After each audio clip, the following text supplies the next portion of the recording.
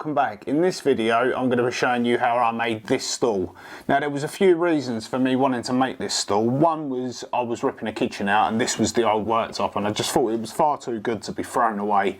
So I thought I'd make it into something a little bit better, which I think I achieved. Number two was I bought the new Festool Domino and I'll link my unboxing video up here for you to see. So yeah, I just really wanted a project to use the Domino, to be honest. Yeah, so this is what I come up with.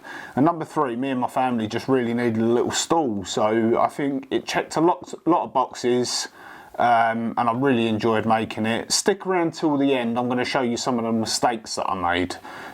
There was a few that were made on this, but all down to me not paying attention. But yeah, I'll show you at the end what I did wrong.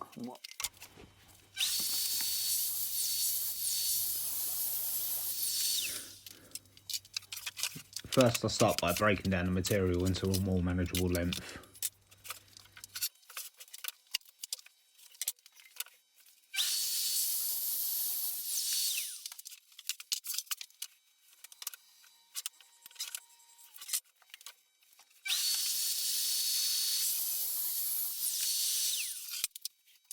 Then I can cut the section out that's actually going to be the stool top. Now this is oversized at the minute, but I still think it's important just to check that everything's square and true. We can then start to break down the legs and the rails. Now I've done all of these the same size just for ease and just to give it the better look.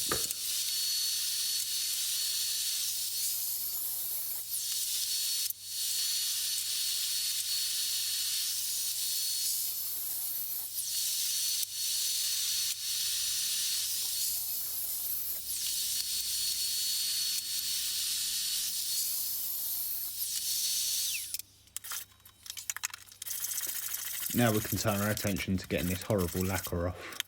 It had like a varnish on the worktop. It was really horrible, really stubborn to get off. The sandpaper wouldn't get rid of it, so we had to turn to a cabinet scraper.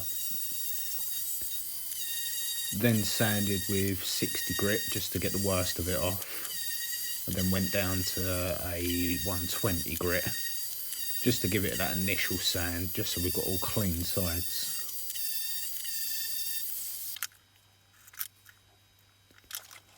We can start marking out, getting all the components marked out, ready for cutting.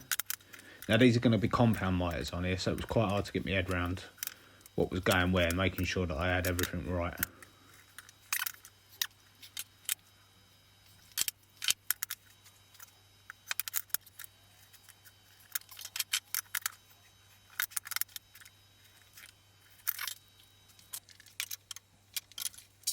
And now go over to the chop saw and start cutting the legs to length, making sure that we've got them in the right orientation.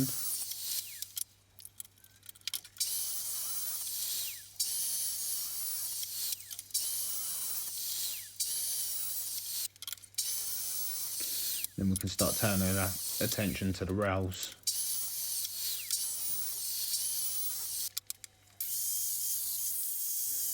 And then it's time to start putting the dominoes in.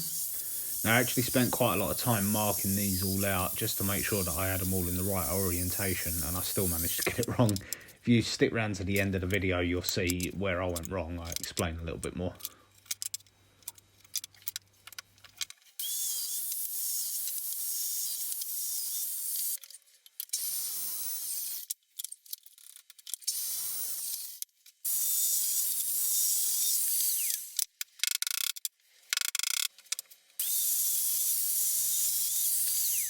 Now it's time for a dry fit.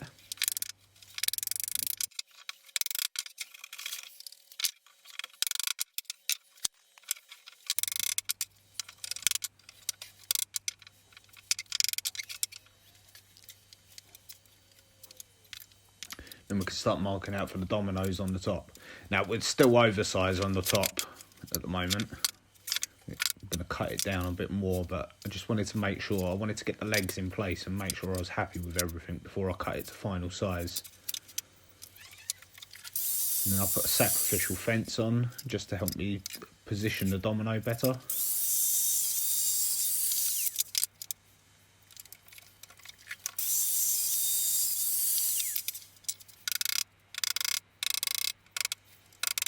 Now it's time to see if it actually fits, which it does.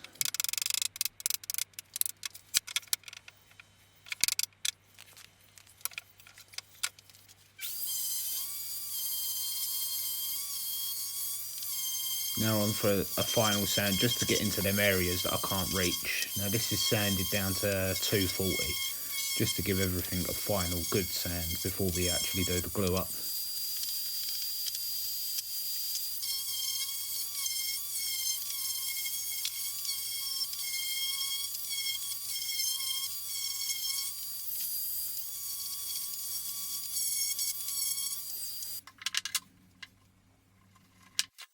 I actually glue this up in 2 stages. I thought it'd be better just to glue the legs on first, then turn our attention to gluing the whole piece together afterwards.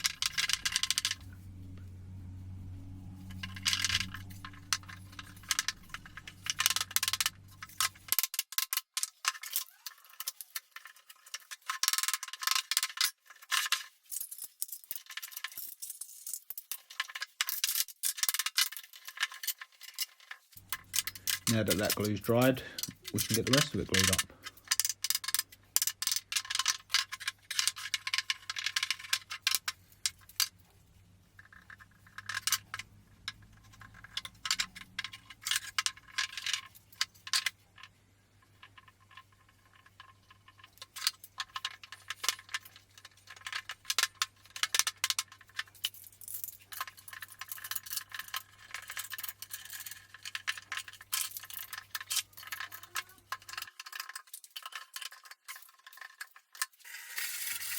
Now we're out of clamps, we can give everything a final sand by hand. Just take all them arises off, make sure there's no sharp head. Now it's time to sort out that wobbly leg. So you can see that I packed up the one leg that was too short and then marked around the rest of them. Now I can use my Japanese flush cut saw just to cut them all to length.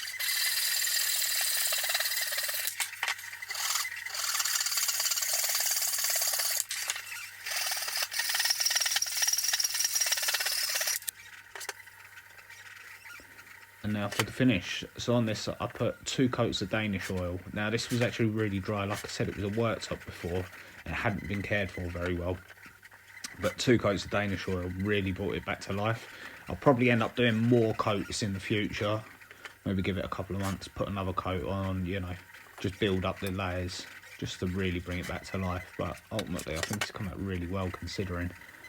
On the top I just do couple of coats of paste wax with a bit of extra fine wire wool, just to give the top a little bit more protection. You know, that's where it's going to be used the most. Okay, and there you have it. Probably not the best bit of recording I've ever done, if I'm completely honest with you, but this was sort of done, you know, like half hour here and there on my lunch breaks and bits and pieces, bit on my kitchen side as you can see. But yeah, I really enjoyed making it. It was really fun, but let's not mess about. I promised you guys that I would show you some of the mistakes I made, so let's get into that. Don't know if you can see here, the domino here, and there's one on the same side here, and on the underneath here, you can see a domino slot. It's because I actually did these 2 legs the wrong way up, upside down, first of all. All of these mistakes that I'm going to point out right now are my fault and my fault alone, you know. There's no getting away from that. But yeah, these were done upside down, so I had to reset them, redo them. I'm not going to bother plugging these in. It doesn't really bother me having them little slots in there. Like I said, this isn't for a customer or anything, this is just for me and my family, so it's not a problem. This rail here I actually did in the wrong orientation. I did it that way round. So if you was ever to take this rail off and have a look in there, there's like a cross section of domino slots in there. No one's ever going to know that, and it doesn't weaken it that much, so I'm not that bothered by that. But the other one, slightly more major mistake, is I made my own dominoes for these, and I made them slightly too tight. Now the reason for me making my own was just because I couldn't get them delivered in time for the project. But I put them into the components, and you probably saw in the videos when I did the glue up, I put them into the components and couldn't actually get them back out again. So they're in there. Now, for a customer, yeah, I'd probably have to remove them and redo them. But for me and my family, if this was ever to come apart, I could simply just re-glue it back in, so it's not a problem for me.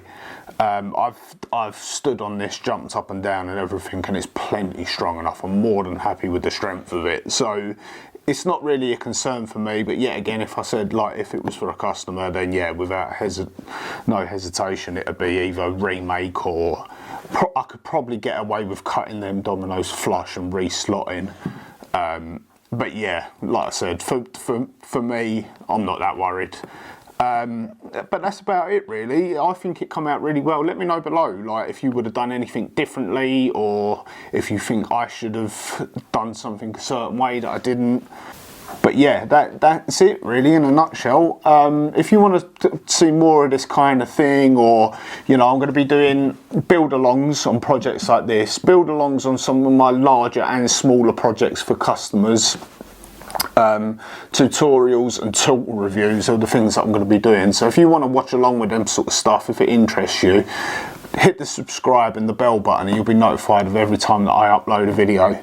A like goes a long way to helping me get these videos out, if you liked what I did, of course. Yeah, just give me a comment below, because I like having the interaction with you guys, really enjoy it. So but with that, I'm going to leave you. I want to thank you for watching along on this one, and I'll see you on the next one. Cheers.